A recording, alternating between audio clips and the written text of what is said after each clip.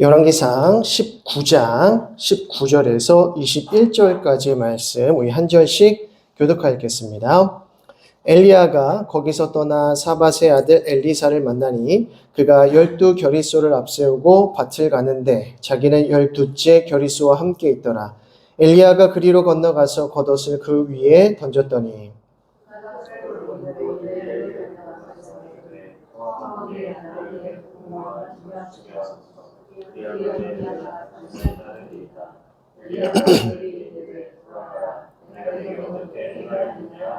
함께 봅니다.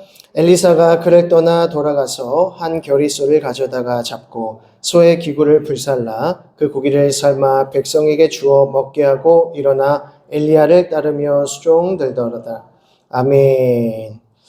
예, 이제 지난 시간까지 저희가 이제 르호보암과 여로보암으로 말미암아 북이스라엘과 남유다로 나뉘어진 직후에 유다에는 어떤 왕들이 있었고 또 북이스라엘에는 어떤 왕들이 있었으며 또 어떠한 상황과 정황 속에 있었는지를 좀 살펴보았습니다.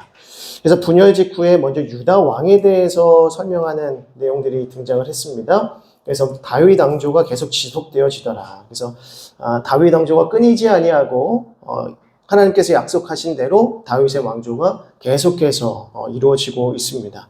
그러한 가운데 르호보암이 이제 5년째 다스리던 때에 애굽왕 시삭으로 말미암아 큰 수탈을 당하게 됩니다.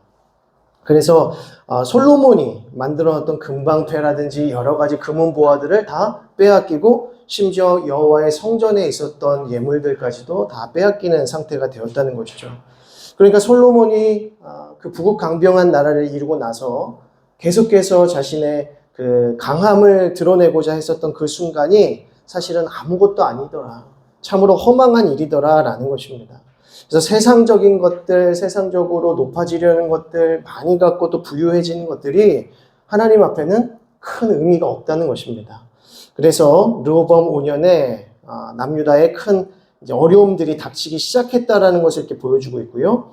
그 이후에 아비암이 이제 왕위에 오르게 되는데 아비암 이후에 또 아사 왕이 왕위에 올랐다고 했습니다. 근데 특별히 아사 왕 같은 경우에는 다윗처럼 정직하게 행했고 가증한 풍속들을 다 파하고 또 우상 숭배를 파하고 또 마아가를 폐위하는 할머니를 폐위하는 왜냐하면 우상 숭배자였기 때문에 마아가를 폐위합니다.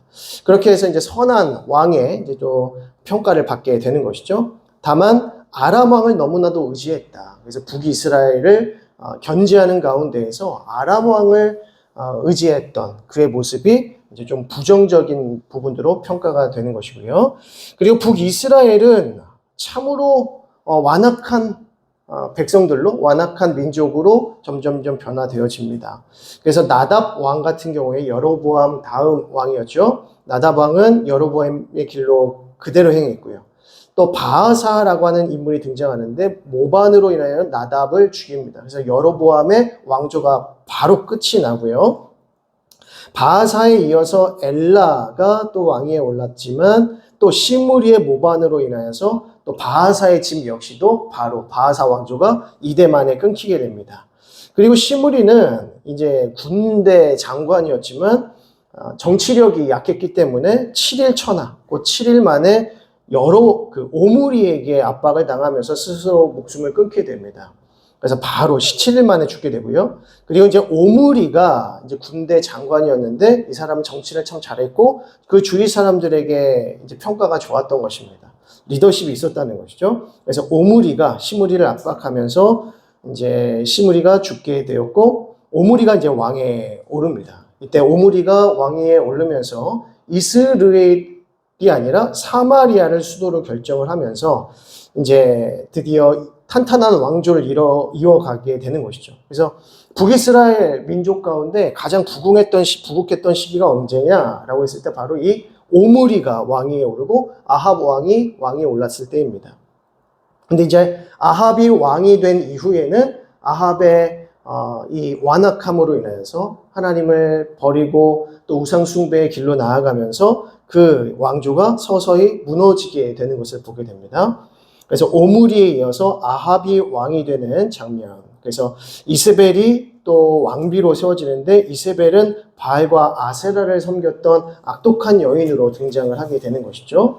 그래서 이제 엘리야가 부름을 받게 되고 엘리야를 통하여서 하나님께서 하나님의 그 주권을 북이스라엘 가운데 선포하시는 장면이 이제 등장을 하는 것입니다. 그래서 오늘은 대결의 장면 17장에서 18장 지난주에 잠깐 살펴보다가 마쳤는데요. 오늘은 대결에 대한 부분을 좀 먼저 보도록 하겠습니다.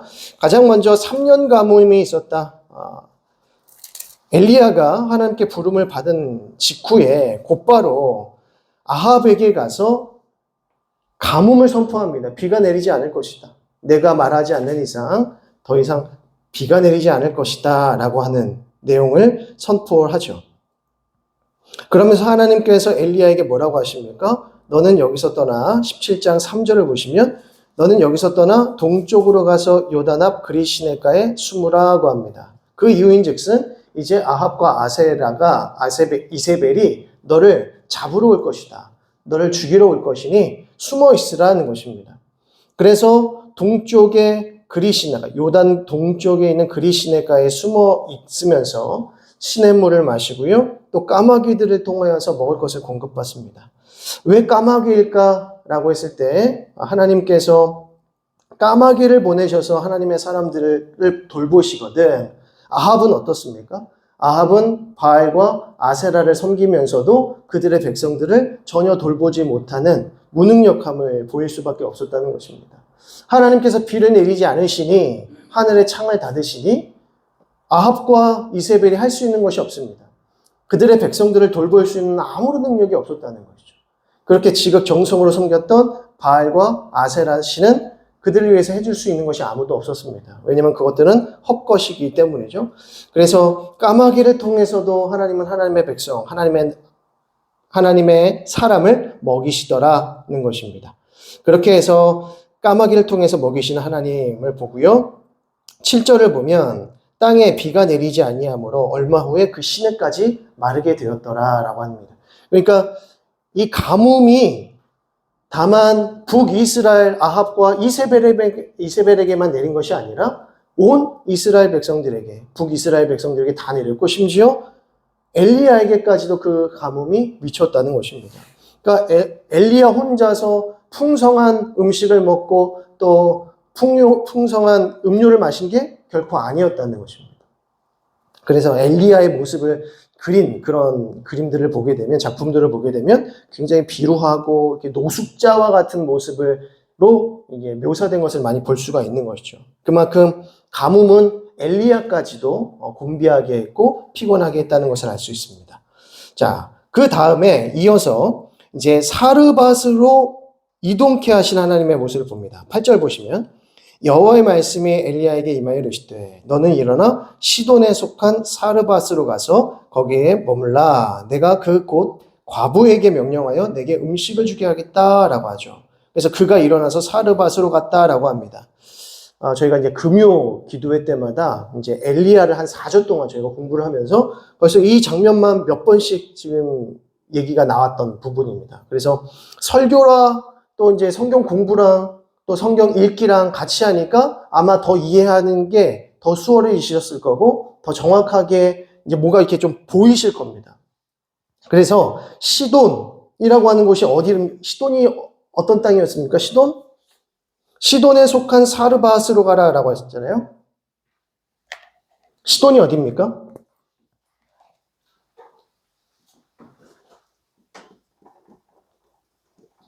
가뭄을 선포하시고 사르밧으로 가게 하셨다.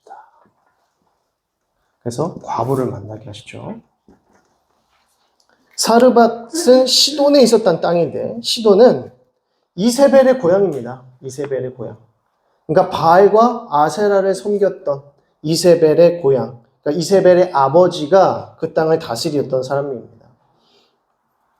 하나님께서는 엘리야에게 지금 어디로 가라고 하신 것입니까? 이세벨의 고향, 한복판으로 가라. 바알과 아세라를 섬기는 우상 숭배지의 그 중심으로 가라 이렇게 말씀하시는 거예요. 그 중심으로 가서 누굴 만나게 하십니까? 사르밧 과부를 만나게 하시는데 사르밧 과부를 만나니까 가난해요. 그죠? 가난했고 또 아들이 있긴 했지만 이제 얼마 남지 않은 양식을 가지고 아들과 함께 먹고 죽고자 하는, 죽을 수밖에 없는 상태가 되었다는 것입니다. 그래서 나뭇가지를 하나하나 죽으면서 이 나뭇가지로 불을 떼어서 떡을 먹고 음료수를 먹은 다음에 아들과 죽으려는 상황이었습니다. 라고 하는 것이죠. 이제 더 이상 먹을 것이 없으니까요. 그런데 하나님께서 이 사르밧 과부를 통해서 너를 먹이겠다. 그래서 제가 뭐라고 했습니까? 벼룩에 간을 내 먹어라. 그죠? 사르밧 과부 역시도 이거 먹고 지금 죽어야 되는 상황인데, 아들과 함께. 근데 그거를 달라고 하는 겁니다. 그래서 나를 위해서 작은 떡 하나를 만들고 나머지 너희들을 위해서 먹어라 라고 하는 것이죠. 근데 사르밧 과부는 어떻게 합니까? 그 말씀에 순종합니다. 그래서 그 순종에서 엘리야에게 먹을 것을 주는 것이죠. 가난했고 또 아들이 있었죠. 아들 이야기가 나옵니다. 엘리야의 말대로 했더니 15절 보겠습니다. 15절에 그가 가서 엘리야의 말대로 하였더니 그와 엘리야와 그의 식구가 여러 날 먹었으나 16절 여호와께서 엘리야를 통하여 하신 말씀같이 통에 가루가 떨어지지 아니하고 병의 기름이 없어지지 아니하니라 라고 합니다. 하나님의 사람 엘리야의 말대로 엘리야를 먼저 섬겼더니 하나님께서 사르밧 과부의 가정 가운데 풍성한 은혜로 채우시더라 하는 것입니다. 하나님 말씀에 순종하여서 하나님의 사람을 먹였더니 섬겼더니 하나님께서 그 가정에 복을 주시더라는 것이죠. 이 말씀이 내포하는 의미가 무엇입니까? 주의 종을 잘 섬기면 복 받는다 이런 겁니까? 그런 내용이 아니라 하나님께서 사르밧 과부를 돌보신다는 겁니다. 바알과 아세라의 땅에서 이 가난한 사르밧 과부를 돌보시는 것은 오직 여호와 하나님이시다라는 것이죠. 여호와 하나님께서 이 사르밧 과부까지도 먹이시고 돌보신다면 다른 이스라엘 백성들은 얼마나 더 그렇게 하시겠는가라고 하는 것이죠. 그러니까 하나님의 사람이 하나님의 말씀을 그 땅 가운데 선포했을 때 하나님의 백성들은 어떻게 해야 합니까? 말씀에 순종해야 합니다. 그 말씀에 순종할 때 하나님의 다스리심을 받는 것이고 돌보심을 받고 하나님의 복을 받는다는 것이죠. 그런데 아합과 이세벨이 하는 것처럼 하나님이 아니라 우상 숭배하면서 다른 신 섬겨가면서 우리를 채워주시고 우리를 먹여달라고 하는 것은 하나님께 얼마나 큰 죄악이 되는가라고 하는 것이죠. 사르밧 과부는 이 작은 순종을 통하여서 풍성한 은혜를 공급받게 되었다는 것입니다. 자, 그런데 또 하나의 문제가 발생합니다. 17절 이 일 후에 그 집 주인 되는 여인의 아들이 병들어 증세가 심히 위중하다가 숨이 끊어진지라. 그러니까 엘리야가 이제 사르밧 과부의 그 집에서 이제 기거하게 된 것입니다. 그 다락방에서 이제 기거하게 된 것이죠. 그러니까 한마디로 시돈 땅 가운데서 숨어 지낸 것입니다. 그러니까 그 누구도 엘리야가 사르밧 과부, 가난한 과부의 집에서 기거할 것이다라는 생각을 아무도 못하고 있는 것이죠. 그래서 엘리야는 마치 그리 시냇가에 숨어서 지냈던 것처럼 사르밧 과부의 집에서 숨어서 지내는 겁니다. 그런데 그 집에서 갑자기 아들이 증세가 위중하더니 죽게 됐다는 거죠. 그러니까 18절에서 여인이 이렇게 말합니다. 엘리야에게 이르되 하나님의 사람이여 당신이 나와 더불어 무슨 상관이 있기로 내 죄를 생각하게 하시고 내 아들을 죽게 하려고 내게 오셨습니까? 그러니까 엘리야 선지자가 우리 집에 온 이후로부터 너무나도 큰 일들이 벌어지는데 그런데 그 가운데에 내 아들이 죽었다. 내가 당신과 무슨 잘못과 원한이 있기에 내가 나의 죄로 생각나게 하시고 나의 아들까지도 빼앗아 가십니까? 19절에 엘리야가 그에게 그의 아들을 달라 하여 그 여인의 품에서 받아가지고 자기가 거처하는 다락방에 올라가서 자기 침상에 누이고 여호와께 부르짖어 이르되 내 하나님 여호와여 주께서 또 내가 우거하는 집 과부의 재앙을 내리사 그 아들이 죽게 하셨나이까 하고 그 아이 위에 몸을 3번 펴서 엎드리고 여호와께 부르짖어 이르되 내 하나님 여호와여 오라건대 이 아이의 혼으로 그의 몸에 돌아오게 하옵소서 하니 여호와께서 엘리야의 소리를 들으시고 그 아이의 혼이 몸으로 돌아오게 살아나게 하신지라 라고 합니다. 자, 여기서 하나님께서 이 여인의 아들의 생명을 뺏으셨습니다. 죽게 하셨습니다. 자, 그런데 엘리야가 이 사르밧 과부의 그 원통함과 탄식을 들으면서 그 아이를 데리고 자기 집으로, 자기 방으로 올라갑니다. 그리고 꼭 끌어안고 기도하는 것이죠. 하나님, 왜 이 가정에 이러한 일들을 벌이십니까? 왜 재앙을 주셨습니까? 하나님, 제 기도를 들으시고 이 아이를 살려주옵소서. 그랬더니 하나님께서 엘리야의 소리를 들으셨다라고 말합니다. 지금 하나님께서는 엘리야를 통하여서 기도하게 하시고 엘리야의 그 기도 소리에 뭐 하십니까? 응답하시죠. 우리가 이 지금 17장의 말씀을 잘 이렇게 눈여겨봐야 됩니다. 왜냐하면 열왕기상 1장에서부터 이제 솔로몬 이야기로 시작해서 이제 르호보암과 여로보암을 통해서 분열 왕국이 되고 그리고 나서 분열 직후에 북이스라엘의 모습과 남유다의 모습이 어떤지, 특별히 왕을 통해서 어떻게 이 나라들이 다스려 가고 있는지, 운영되어지고 있는지를 우리가 보지 않았습니까? 근데 갑자기 17장에 엘리야가 뻥 등장하는 겁니다. 오므리와 아합의 이 완악함을 드러내다가 갑자기 엘리야가 딱 드러나는데 하나님께서 엘리야를 어떻게 부르셨더라. 이게 아니라 17장 1절에 그냥 길르앗에 우거하는 사람들 중에 이러한 자가 있더라. 그가 아합에게 가서 가뭄을 선포하더라. 이렇게 얘기하고 있다는 거죠. 그러니까 굉장히 빠른 속도로 엘리야가 갑자기 등장해가지고 엘리야를 통해서 무슨 일이 이루어지고 있는지를 갑자기 보여준다는 것이죠. 왕들의 이야기를 하다가 갑자기 엘리야 선지자, 그리고 까마귀 이야기, 그리고 사르밧 과부의 이야기로 옮겨갔다는 것입니다. 굉장히 커다란 개념의 이야기를 하다가 나라와 민족에 대한 이야기를 하다가 갑자기 한 사람을 통해서 굉장히 작은 이야기, 한 가정 가운데 이루어지고 있는 이야기로 갑자기 이루어지고 있다는 거죠. 보여주고 있다는 것이죠. 그 이유가 무엇인가를 생각해야 됩니다. 지금 하나님께서 아합과 이세벨을 대적하셔야 되는데 그게 18장 내용 아닙니까? 18장의 내용에 이제 등장을 한다고 하면 우리가 이렇게 해서 하나님께서 아합과 이세벨을 지금 대적하고 계시는구나. 그들을 무찌르려고 하시는구나 라는 것을 알 텐데 17장의 이야기는 사뭇 너무 작은 스토리라는 것이죠. 그러니까 아합과 이세벨을 하나님께서 깨우치시고 그들을 돌이키시거나 심판하시기 위해서는 조금 더 큰 이야기들이 필요할 텐데 갑자기 사르밧 과부의 이야기, 너무 작은 이야기, 너무 가난하고 연약한 한 여인의 이야기로 이루어지고 있다는 겁니다. 그럼 지금 이 에피소드가 어떤 의미를 갖고 있는가? 물론 하나님께서 당신의 하나님 되심을 드러내시고자 하는데 그럼 하나님의 하나님 되심을 드러내실 때 누구에게 드러내셔야 효과적입니까? 큰 권세를 가진 사람들에게 하나님의 하나님 되심을 드러내셔야 이게 이야기가 금방금방 이어지지 않겠습니까? 큰 이야기로 진행되지 않겠습니까? 근데 사르밧 과부에게 나타나셔서 그를 먹이시고 풍성하게 하시고 아들까지 살려주셨다. 이 이야기가 아합과 이세벨에게 무슨 의미가 있느냐는 겁니다. 이 작은 에피소드가 이 이야기를 아합과 이세벨이 과연 알았을까? 혹 알았어도 그게 그들에게 얼마나 큰 메시지가 되었을까라는 것이죠. 그러니까 우리가 이 이야기를 통해서 가장 먼저 깨닫게 되는 것은 24절의 말씀이죠. 24절 말씀을 같이 읽어보겠습니다. 시작. 여인이 엘리야에게 이르되 내가 이제야 당신은 하나님의 사람이시오. 당신의 입에 있는 여호와의 말씀이 진실한 줄 아노라 하니라. 지금 사르밧 과부를 통하여서 하나님이 누구이신지에 대한 신앙 고백을 하게 만드셨다는 겁니다.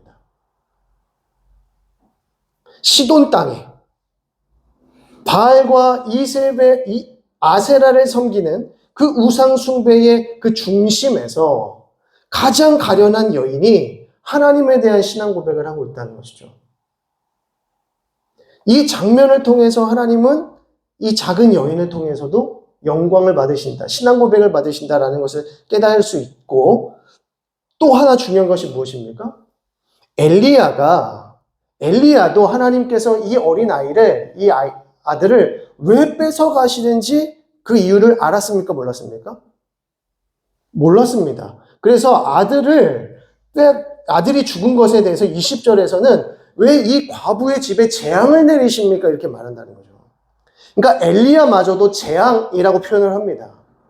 이 가련한 여인에게 이제 조금 하나님의 은혜로 살만한 이 여인에게 아들을 빼앗아 가신다니요 라는 거죠.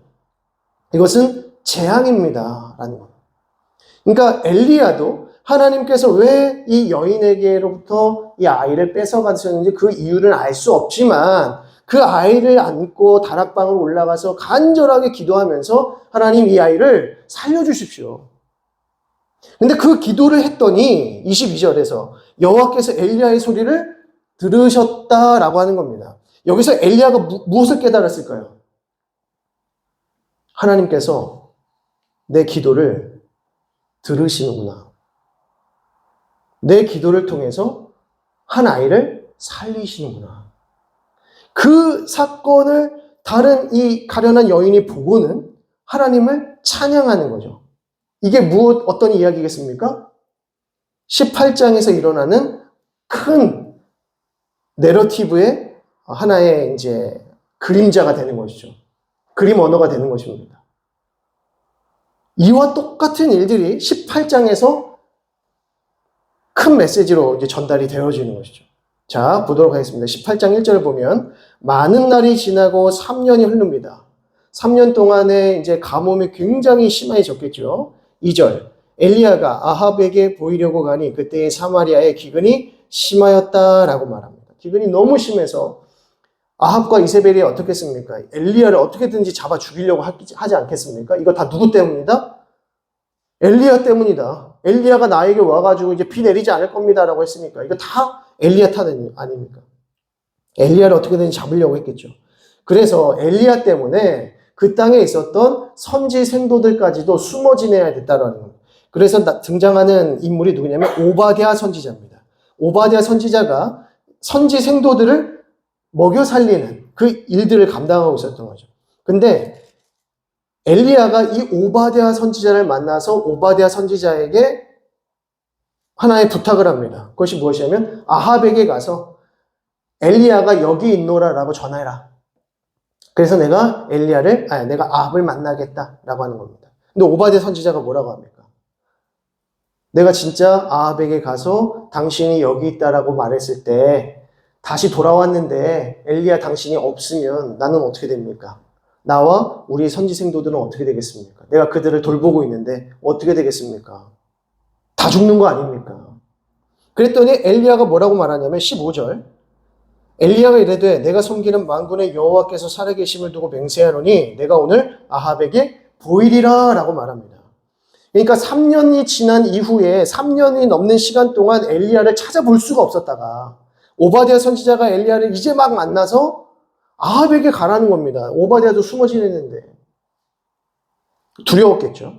근데 오바댜가 어떻게 합니까? 순종합니다. 16절 오바댜가 가서 아합을 만나 그에게 말하매 아합이 엘리야를 만나러 가다가 엘리야를 볼 때에 아합이 그에게 이르되 이스라엘을 괴롭게 하는 자여 너냐? 18절에 그가 대답하되 내가 이스라엘을 괴롭게 한 것이 아니라 당신과 당신의 아버지의 집이 괴롭게 하였으니 이는 여호와의 명령을 버렸고 당신이 바알들을 따랐음이라 라고 말합니다. 자, 무슨 일이 벌어졌습니까? 오바댜가 순종했을 때 아무런 문제가 일어나지 않고 바로 아합과 엘리야가 만나게 되는 것이죠. 19절 그런즉 사람을 보내 온 이스라엘과 이세벨의 상에서 먹는 바알의 선지자 450명과 아사랴의 선지자 400명을 갈멜산으로 모아 내게 나오게 하소서라고 합니다. 그리고 나서 21절 엘리야가 모든 백성에게 가까이 나아가 이르되 너희가 어느 때까지 둘 사이에서 머뭇머뭇하려느냐 여호와가 만일 하나님이면 그를 따르고 바알이 만일 하나님이면 그를 따를지니라 하니 백성이 말 한마디도 대답하지 못했다. 그리고 22절에 엘리야가 백성에게 이르되 여호와의 선지자는 나만 홀로 남았으니 바알의 선지자는 450명이로다. 더 분명하게 따지면 아세라의 선지자 400명까지 합하면 850명이 되는 것이죠. 850대 1이라는 겁니다. 게다가 아합과 이세벨과 이 지도자들, 위정자들까지 다 합하면 좋게 1000명은 넘는 사람들과 지금 엘리야가 전쟁을 치러야 하는 상황이라고 하는 것이죠. 그때 24절에 너희는 너희 신의 이름을 부르라. 나는 여호와의 이름을 부르리니 이에 불로 응답하시는 그가 하나님이시니라 라고 하면서 그것이 옳다. 그래서 이것을 온전히 이제 받아들입니다. 그렇게 하기로. 자, 그러면서 25절부터는 어떤 내용이 등장하느냐면 바알과 아세라의 선지자들이 막 이렇게 기도하는 거죠. 자기들만의 제의를 행하는 것입니다. 자, 그런데 비가 와요, 안 와요? 불이 내려야 안 내려요? 아무런 일도 일어나지 않습니다. 아무런 일도 일어나지 않습니다. 자, 그래서 27절에 정오에 이르러는 엘리야가 그들을 조롱하여 이르되 큰 소리로 부르라. 그는 신인즉 묵상하고 있는지 혹은 그가 잠깐 나갔는지 혹은 그가 길을 행하는지 혹은 그가 잠이 들어서 깨워야 할 것인지 하매 무슨 말입니까? 야, 너희들이 지금 850명이나 되는 사람들이 지금 이렇게 바알을 불러 제끼고 하는데 왜 이렇게 응답이 없냐? 너무 너희들의 목소리가 작은 거 아니냐? 조금 더 크게 해봐. 좀 더 크게. 그래서 지금 자고 있는지 산책을 나갔는지 지금 뭐 하고 있는지 좀 깨워봐라. 잠자고 있는 것 같으니까. 30절 엘리야가 모든 백성을 향하여 이르되 내게로 가까이 오라. 백성이 다 그에게 가까이 가매 그가 무너진 여호와의 제단을 수축하고요. 야곱의 아들들의 지파의 수요를 따라 엘리야가 돌 12개를 취하니 이 야곱은 옛적에 여호와의 말씀이 임하여 이르시기를 내 이름을 이스라엘이라 하리라 하신 자더라. 지금 갑자기 야곱의 아들들의 지파의 수요를 따라서 12개의 돌을 취한다? 이거 어떤 의미입니까? 이게 갑자기 신명기 이야기, 여호수아 이야기로 갑자기 옮겨진 것 같은 느낌이 드는 거죠. 왜? 이게 무슨 의미냐? 하나님과 언약을 맺는 것입니다. 12지파가 하나님의 뜻 가운데 하나님만을 섬기는 백성들로 살겠습니다. 이것이 그리심산과 에발산의 이 언약이 아니었습니까? 그래서 하나님 섬기는 자는 하나님께 복을 받고 하나님을 버리는 자는 하나님께 심판받겠습니다. 이 얘기 아닙니까? 그러니까 12돌을 취해서 온 이스라엘 백성들, 그 자리에 있던 이스라엘 백성들로 하여금 무엇을 깨닫게 하는 것입니까? 과거에 하나님과 우리가 맺었던 그 언약을 다시 한번 상기시키는 것이죠.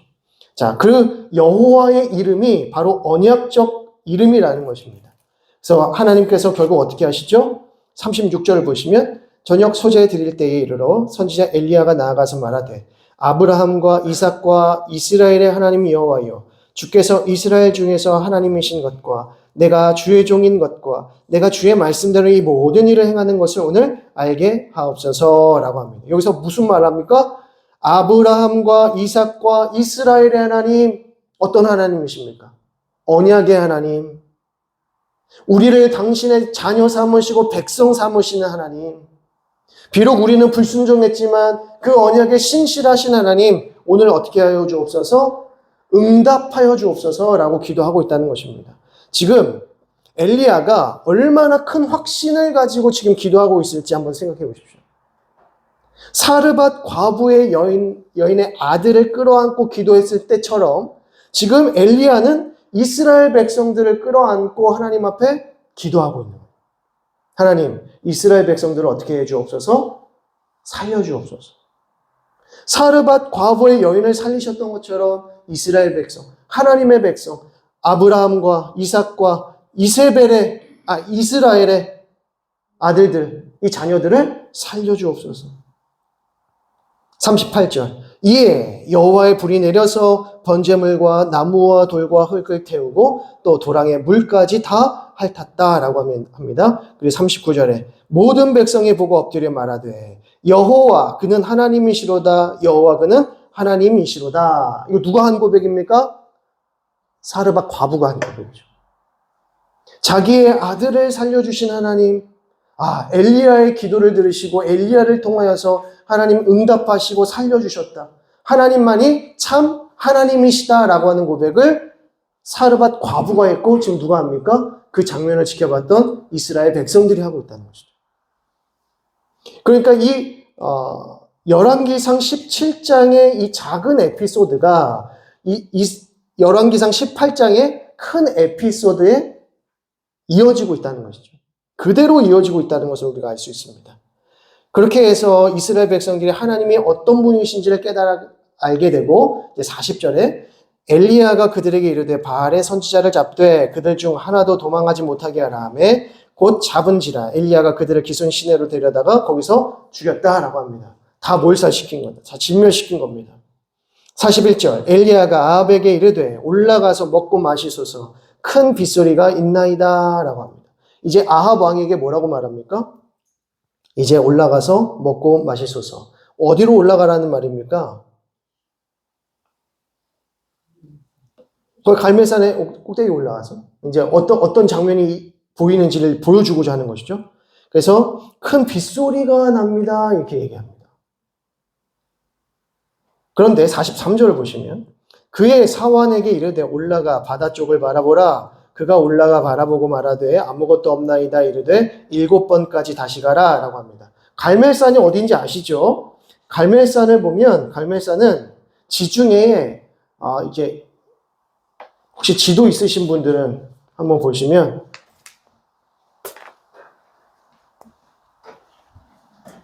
지중해가 이렇게 있다가 조그맣게 튀어나온 부분이 있어요. 여기. 지중해죠, 지중해. 그리고 여기에 이제 갈릴리 호수 있고, 이제 이렇게 있고. 요거 뾰족하게 튀어나온 데 있으시죠? 거기가 갈멜산입니다. 그곳이. 그러니까 바닷가가 바로 보이는 거죠. 그래서 바다를 보면서 기도하면서 사환에게 말합니다.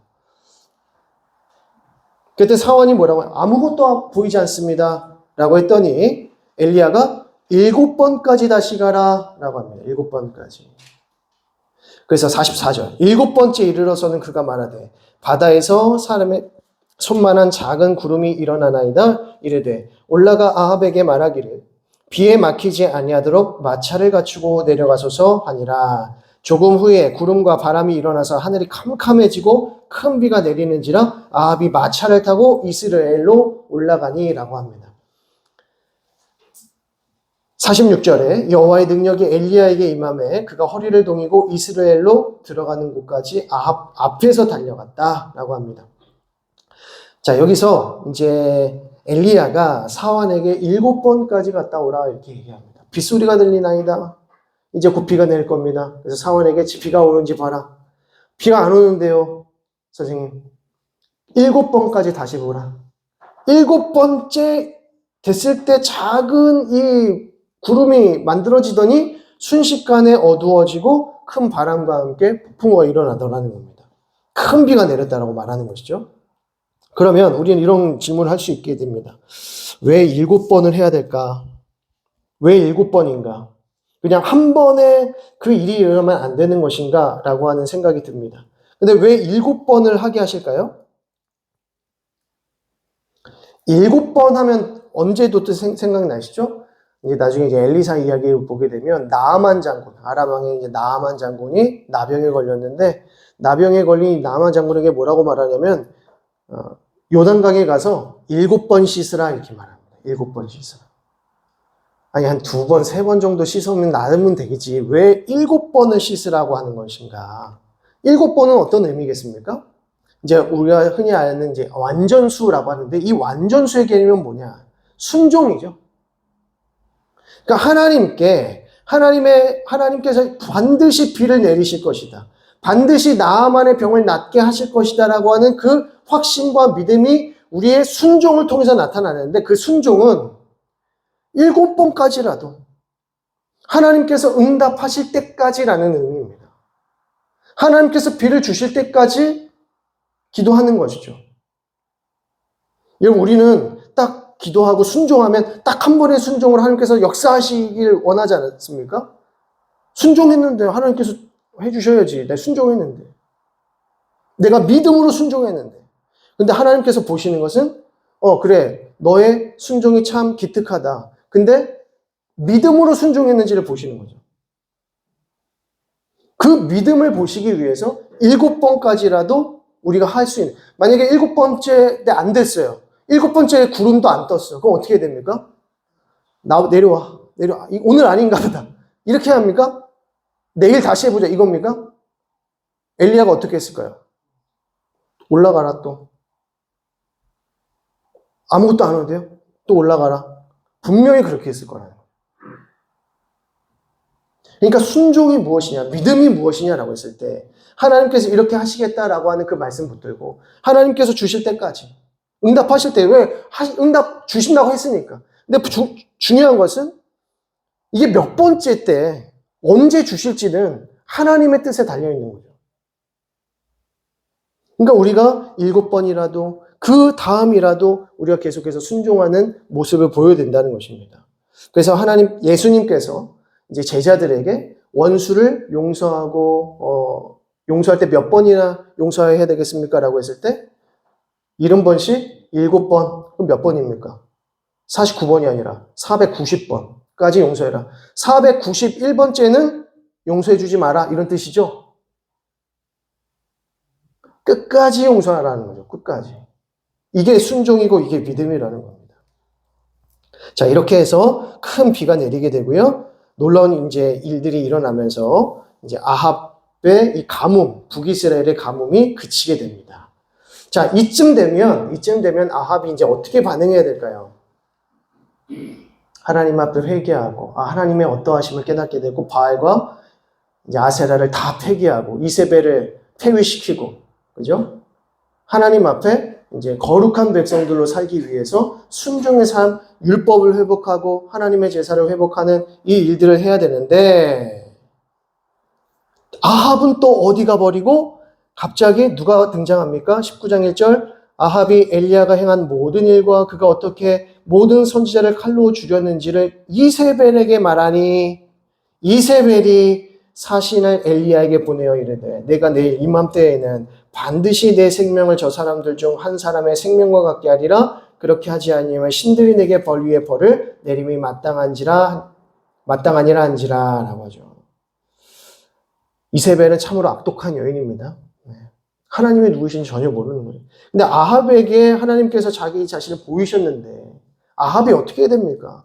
하나님께서 주신 그 왕권을 가지고 하나님의 말씀과 하나님의 뜻 가운데 이스라엘을 통치하려고 해야 되는데 그렇게 하지 못한다는 거예요. 그래서 결국 이세벨이 엘리야에게 이제 위협을 하면서 이제 엘리야가 어떻게 합니까? 우리가 잘 아는 대로 3절에 브엘세바까지 내려가서 자기의 사환을 그곳에 머물게 하고 자기는 광야 쪽으로 들어가서 로뎀 나무 아래에 앉게 되어 자기가 죽기를 원하면서 하나님 여호와여 넉넉하오니 지금 내 생명을 거두시옵소서. 내 조상들보다 내가 낫지 못하나이다 라고 하죠. 이제 유명한 그 로뎀 나무 아래에 지쳐있는 이제 엘리야의 모습을 보게 됩니다. 근데 하나님께서 엘리야에게 천사를 보내셔서 육신적으로 회복시키시죠. 왜 회복시키십니까? 8절을 보면 이에 일어나 먹고 마시고 그 음식물을 힘을 의지하여 40주 40야를 가서 하나님의 산 호렙에 이르니라. 호렙산으로 이끄시기 위해서 엘리야를 먹이시고 그의 육신을 회복시키셨다라는 겁니다. 하나님께서 엘리야를 왜 호렙산으로 부르실까요? 엘리야를 만나시기 위함입니다. 엘리야를 만나시기 위해서. 그런데 왜 호렙산일까요? 호렙산은 어떤 곳입니까? 신의 산으로서 모세와 하나님의 백성들이 하나님과 뭐 한 곳입니까? 언약 맺은 곳이죠. 언약 맺은 곳. 율법을 받고 제사제도, 성전제도를 받으면서 하나님과 언약을 맺은 곳 아닙니까? 그곳에서 엘리야를 다시 만나시더라는 겁니다. 그런데 엘리야를 보자마자 하나님께서 뭐라고 말씀하십니까? 내가 어찌하여 여기 있느냐. 네가 있어야 할 곳은 여기가 아니라 아합 왕 앞이 아니냐. 북이스라엘 백성들 앞이 아니냐. 그 앞에서 하나님의 복음을 전파하고 하나님의 메시지를 전파하는 것이 너의 사명 아니냐. 왜 여기 있느냐. 그랬더니 10절에 뭐라고 대답합니까? 내가 만군의 하나님 여호와께 열심히 유별하오니 이는 이스라엘 자손이 주의 언약을 버리고 주의 제단을 헐고 칼로 주의 선지자들을 죽였음이오며 오직 나만 남았거늘 이제 내 생명을 찾아 빼앗으려 하나이다. 내가 여호와 하나님께 특심하지 않았습니까? 그런데 이스라엘 백성들은 어떻게 합니까? 하나님과의 언약을 버렸습니다. 이 시내산에서, 이 호렙산에서 맺은 하나님과의 언약을 다 버리고 오히려 주의 선지자들을 죽였습니다. 그리고 나 혼자 남았습니다. 이제 나까지 죽이려고 합니다. 그래서 내가 여기 있습니다. 이런 뜻인 거죠.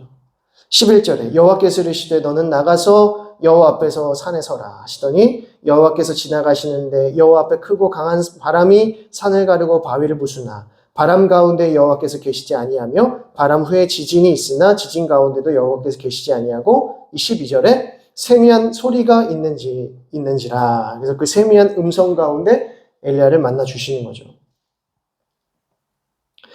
강한 바람 그리고 큰 바위 또 큰 지진 가운데에서도 여호와께서 계시지 아니하였다. 그것들을 하나님께서 다 보여주시는 거죠. 하나님이 어떤 분이신지 얼마나 크고 위대한 분이신지를 보여주시면서도 하나님께서 인격적으로 엘리야를 만나신다. 음성 가운데 말씀 가운데 그를 만나 주신다는 겁니다. 자, 그렇게 해서 이제 엘리야가 영적으로 회복되어지는 장면이 등장하고 특별히 하나님께서 엘리야를 회복시키실 때에 16절을 보시면 15절에서부터 이제 쭉 보시면 하사엘이 이제 아람 왕이죠. 하사엘이 아합을 칠 것이고 만약에 그가 못하면 예후가 칠 것이고 만약 그가 못하면 엘리사가 그렇게 할 것이다. 그리고 이 이스라엘 가운데 7,000명을 내가 남겨뒀는데 그는 바알에게 무릎 꿇지 한 자들이다. 곧 하나님의 백성들, 하나님을 섬기는 자들이 있다. 이곳 가운데 있다라는 것을 말씀하는 것이죠. 그래서 엘리야가 이제 힘을 얻게 되고요. 그리고 곧바로 가서 엘리사를 자기의 제자로 삼게 됩니다. 그 이야기가 이제 19절부터 등장하는 것이죠. 자, 그리고 20장의 내용을 보겠습니다. 20장의 내용을 보게 되면 이제 아합이 죽는 장면이 이제 등장을 하는데요. 아합의 죽음의 장면이 20장에서부터 22장까지의 내용에 이제 쭉 등장을 하게 됩니다. 그래서 아람 왕 벤하닷 왕이 그의 군대를 다 모으니 왕 32명이 그와 함께 있고 또 말과 병거들이 있더라라고 합니다. 그리고 사마리아를 에워싸고 그곳에 진쳤다라고 하죠. 이제 아람 왕 벤하닷이 많은 군대를 거느리고 사마리아를 포위해서 아합과 이제 이세벨을 위협하는 것입니다. 그래서 벤하닷과의 두 번의 전쟁이 일어나는데 자, 이 전쟁에서 과연 아합 왕이 승리했을까요? 패배했을까요? 자, 4절을 보겠습니다. 이스라엘의 왕이 대답하여 말하기를 내 주 왕이여 왕의 말씀같이 나와 내 것은 다 왕의 것이니이다 였더니 그러니까 벤하닷을 두려워했다는 것입니다. 벤하닷 왕을 두려워하면서 어찌 우리를 치시려 하나이까 이렇게 얘기를 하는 것이죠. 그런데 8절을 보니까 모든 장로와 백성들이 다 왕께 아뢰되 왕은 듣지도 말고 허락하지도 마옵소서 한지라. 그러니까 벤하닷을 섬기지 맙시다. 우리가 벤하닷과 전쟁을 치릅시다 이런 말입니다. 근데 12절 보면 그때에 벤하닷이 왕들과 장막에서 마시다가 이 말을 듣고 그의 신하들에게 이르되 너희는 진영을 치라 하매 곧 성읍을 향하여 진영을 치니라. 13절에 한 선지자가 이스라엘의 아합 왕에게 나아가서 이르되 여호와의 말씀이 내가 이 큰 무리를 보느냐 내가 오늘 그들을 내 손에 넘기리니 너는 내가 여호와인 줄을 알리라 하셨나이다 라고 합니다. 벤하닷이 그 장막에서 마시다가 이제 진영을 다시 한번 꾸립니다. 근데 그때 한 선지자가 아합에게 가서 하나님께서 아람을 당신의 손에 붙이셨습니다. 승리하게 하실 겁니다. 그리고 내가 여호와인 줄 알리라 하셨습니다. 라고 말하는 것이죠. 자, 그러면서 15절을 보니까 아합이 이에 각 지방 고관의 청년들을 계수하니 232명이요. 그 외의 모든 백성 곧 이스라엘의 모든 자손을 계수하니 7,000명이었더라 라고 합니다. 그리고 20절에 각각 적군을 쳐 죽임에 아람 사람이 도망하는지라 이스라엘이 쫓으니 아람 왕 벤하닷이 말을 타고 마병과 더불어 도망하여 피하더라 라고 합니다. 그러면서 이스라엘 왕이 나가서 말과 병거를 치고 또 아람 사람을 쳐서 크게 이겼다라고 하죠. 큰 승리를 이루게 됩니다. 그래서 하나님께서 약속하신 대로 아람 왕에게 승리하게 하시고 이기게 하셨을 때 아합은 무엇을 깨달아야 합니까? 하나님만이 여호와 하나님이십니다. 참 하나님이십니다라는 것을 알아야 되는 것이죠. 근데 그 고백이 없습니다. 자, 그리고 22절을 보니까 그 선지자가 이스라엘 왕에게 나와 이르되 왕은 가서 힘을 기르고 왕께서 행할 일을 알고 준비하소서. 해가 바뀌면 아람 왕이 왕을 치러 오리이다 하니라. 그러니까 그 선지자, 하나님의 말씀을 대변했던 그 선지자가 다시 와서 다시 구축하십시오. 다시 재정비하십시오.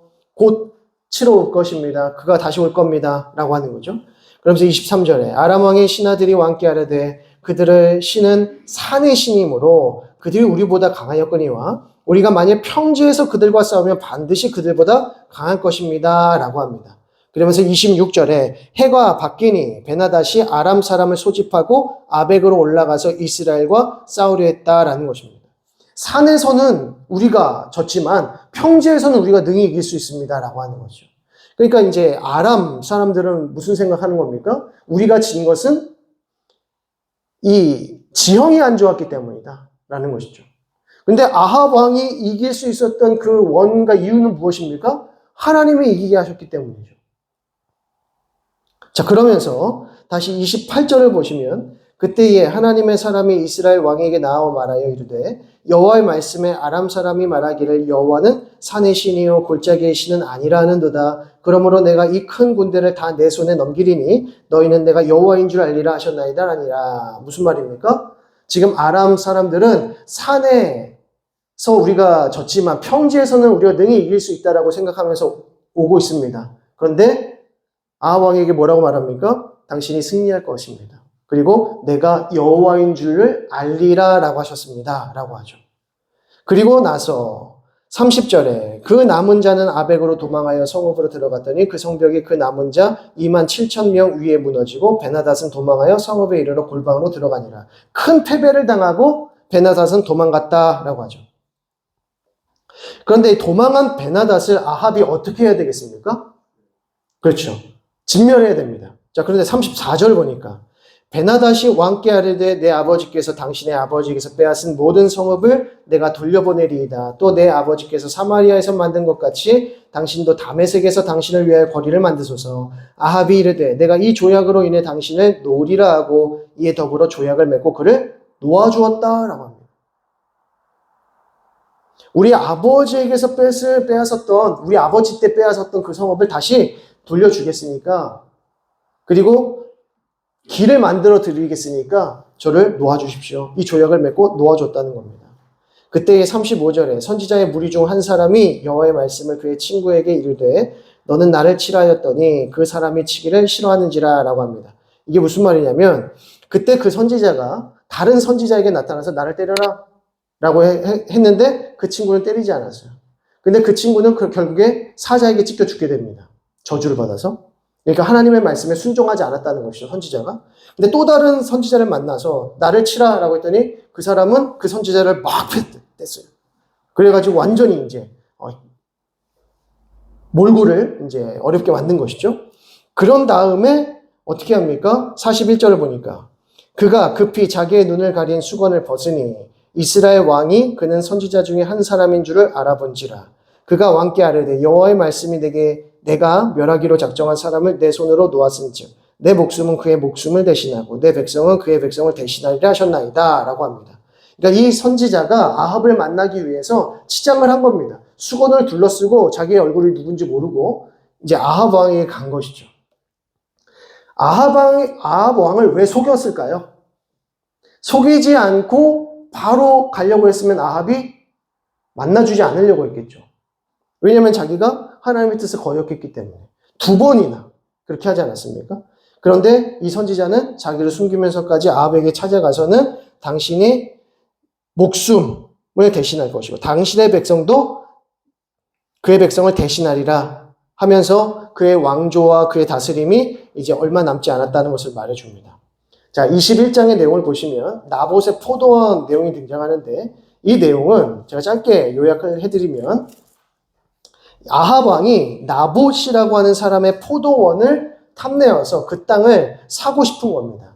그래서 그 땅을 사고자 나봇에게 가서 그 땅을 팔라 내가 좋은 값을 주겠다. 그리고 너는 더 좋은 포도원을 주겠다라고 하는 것이죠. 그런데 이 나봇이 뭐라고 말하냐면 내 조상의 유산을 왕에게 주시는 것은 여호와의 뜻이 아닙니다. 하나님께서 기뻐하시지 않습니다.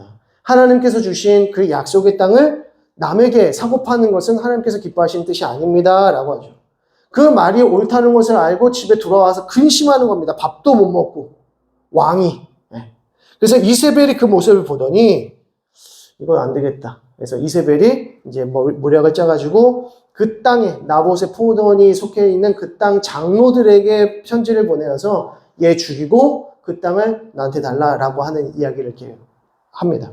그래서 이제 연기를 하는 거죠. 불량자, 그러니까 깡패 2명을 불러서 이 사람이 나봇이 하나님의 뜻을 어기고 하나님을 거절했다. 하나님을 모독했다. 아합 왕을 모독했다라고 거짓 소문을 퍼뜨리게 된 겁니다. 그래서 나봇을 죽여요. 그래서 나봇의 땅을 아합이 차지하게 됩니다. 이 말씀이 주는 메시지가 무엇일까요?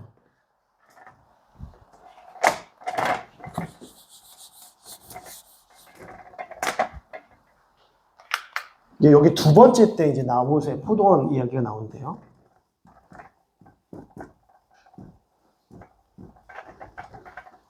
나봇의 포도원 이야기가 주는 메시지는 나봇은 하나님의 뜻, 하나님의 언약을 지키고자 했는데 또 아합과 이세벨은 하나님의 언약을 지키려고 했었던 선한 백성을 죽이더라. 게다가 아람과의 전쟁 속에서 분명히 하나님께서 이기게 하셨고 또 하나님의 하나님 되심을 드러내셨는데 아합은 단 한마디의 신앙 고백도 하지 않고 감사도 하지 않고 찬양도 하지 않더라. 더욱이 나봇의 포도원, 그 포도원을 갖고 싶은 그 탐심 때문에 선한 사람을 죽이더라. 마치 누구처럼요? 다윗이 시험에 빠졌을 때처럼. 근데 그것을 아무렇지도 않게 행하더라는 것이죠. 그 이세벨을 중심으로 해서요. 그래서 이 나봇의 포도원을 그렇게 빼앗게 되고요. 자, 이렇게 하면서 아람과의 전쟁과 이 나봇의 포도원 이야기를 통해서 우리는 무엇을 발견하게 되냐면 아합이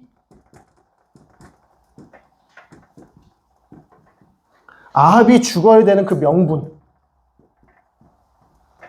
명분이를 발견하게 됩니다. 아합이 왜 죽어야만 하는지를 가장 먼저 첫 번째로 그 명분을 아람과의 전쟁을 통해서 드러내시고 그리고 두 번째로 나봇의 포도원을 통해서 아합은 이제 멸망당해야 돼, 심판당해야 된다라는 것을 이제 명분을 정확하게 두는 것입니다.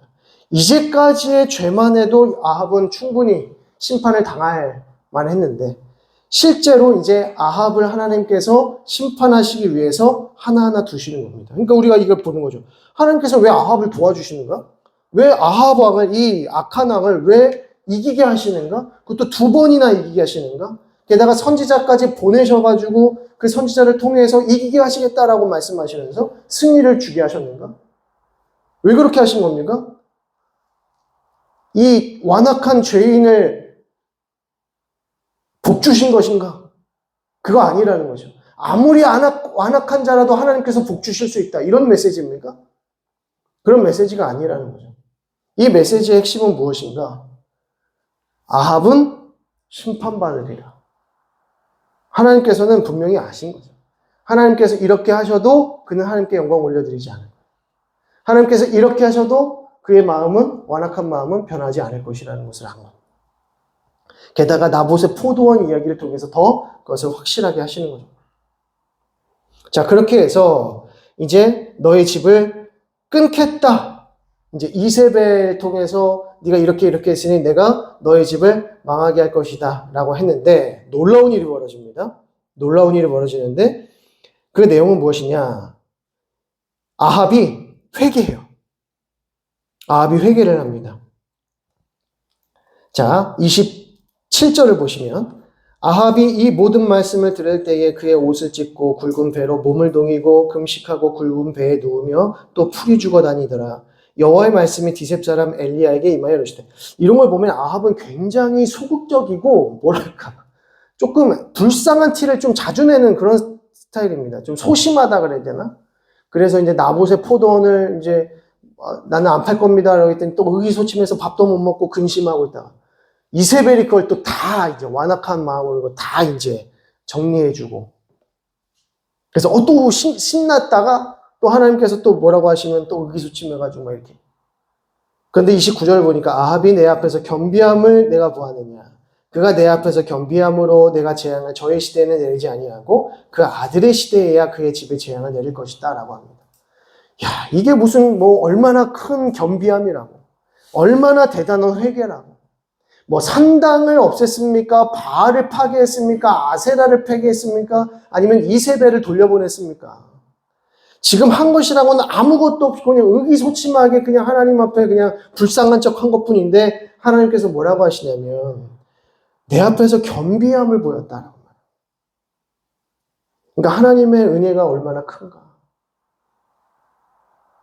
그런데 결국에는 아합은 되돌이키지 못했고요. 그 다음 시대에 이제 그 아들 시대에 그 왕조가 끊어지게 됩니다. 이제 여호람이 왕이 되었을 때 그 왕조가 끊어지게 되는 것이죠.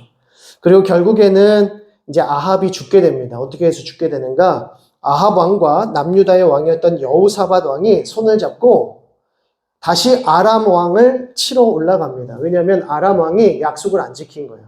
길르앗 라못이라고 하는 매우 중요한 지역을 내놓지 않은 것입니다. 그래서 아합과 남유다 여호사밧 왕이, 여호사밧 왕은 그렇게 완악한 왕은 아니었지만 아합 왕과 좀 중요한 관계를 맺었습니다. 왜냐하면 이 아합 왕 때에 매우 부국강병했기 때문에 굳이 이렇게 적대적인 관계를 맺지 않았었던 것이죠. 그래서 아합 왕과 여호사밧 왕이 함께 결탁해서 이제 길르앗 라못 전쟁을 치르러 갑니다. 길르앗 라못을 빼앗으러 올라가는 것이죠. 근데 이때 아합이 무슨 생각을 하냐면 여호사밧 왕에게 당신이 우리를 대표해서 왕으로서 나의 옷을 입으십시오. 나의 이 군복을 입으십시오 하고 자기의 왕복을 여호사밧에게 이렇게 딱 줍니다. 무슨 의미겠습니까? 혹여나 누군가 나를 아합인 줄로 알고 화를 쏘거나 죽이려고 하면 누가 죽는 겁니까?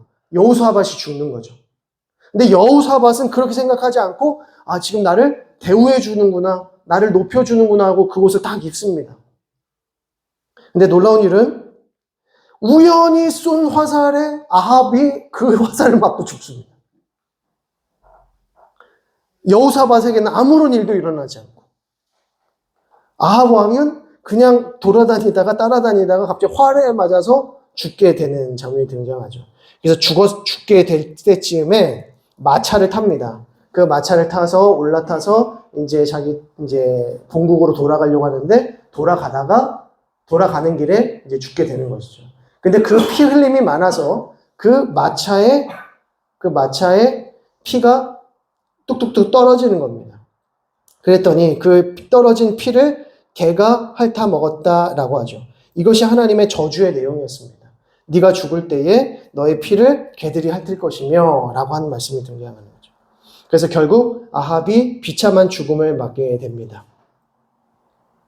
그리고 나서 이제 41절에서부터는 여호사밧 이야기, 그리고 51절부터는 이제 이스라엘 왕, 다음 왕인 아하시아 이야기가 등장을 하는데 이건 짧게 나오는 이야기들입니다. 여호사밧 왕은 긍정적으로 볼 때는 아사 왕처럼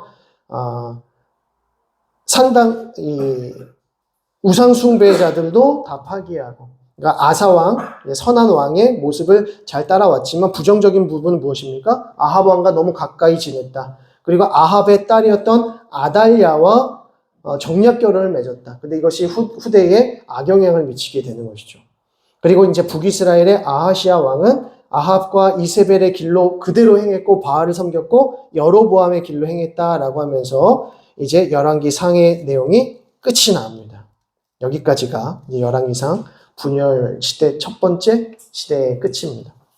그래서 다음 주부터는 이제 열왕기 하의 내용을 보게 되고요. 분열 시대 두 번째 시간으로 이렇게 보게 됩니다. 지금 날짜를 보니까 다음 주가 11월 마지막 주 수요일이 되고요. 그리고 12월은 총 5주가 이제 수요 사경회가 있는데 제가 보니까 25일이 목요일입니다. 25일이 이제 목요일인데 이제 그때 이제 성탄 예배가 있고 하기 때문에 24일 수요 사경회를 지금 저희가 모일 수 있을지 없을지는 조금 더 이제 회의를 해봐야 될 것 같고요. 그래서 모임이 없을 수도 있습니다. 그래서 그 다음 주는 또 31일 전이기 때문에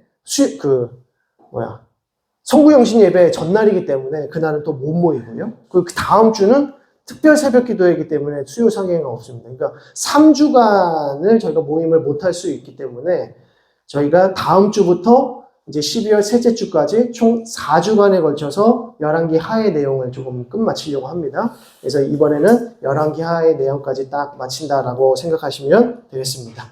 제가 기도하고 마치겠습니다. 하나님 아버지의 은혜와 사랑을 감사드립니다.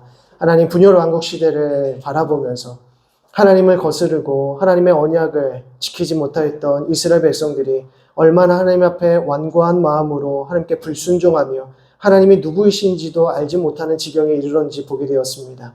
하나님, 우리가 이러한 완악한 죄에 빠지지 아니하도록 날마다 하나님 말씀 앞에 나아갈 수 있도록 인도하시고 하나님의 하나님 되심을 찬양하고 감사할 수 있는 인생을 살아갈 수 있도록 인도하여 주옵소서. 하나님께서 우리에게 말씀하실 때 70번씩 7번이라도 하나님 앞에 순종할 수 있도록 인도하여 주시고 이 순종을 통하여서 하나님의 백성으로 기쁨 가운데 살아갈 수 있도록 인도하시고 우리에게 베푸시는 놀라운 은혜와 그 축복들을 온전히 누리며 살아갈 수 있는 우리 모두가 되어질 수 있도록 인도하여 주옵소서. 믿고 감사드리며 예수 그리스도의 이름으로 기도드립니다. 아멘. 하늘에 계신 우리 아버지여, 이름이 거룩히 여김을 받으시오며 나라의 임하옵시며 뜻이 하늘에서 이룬 것 같이 땅에서도 이루어지이다. 오늘날 우리에게 일용할 양식을 주옵시고 우리가 우리에게 죄 지은 자를 사하여 준 것 같이 우리 죄를 사하여 주옵시고 우리를 시험에 들게 하지 마옵시고 다만 악에서 구하옵소서. 대개 나라와 권세와 영광이 아버지께 영원히 있사옵나이다. 아멘. 우리 옆에 분들에게 수고하셨습니다. 감사합니다. 인사하시겠습니다.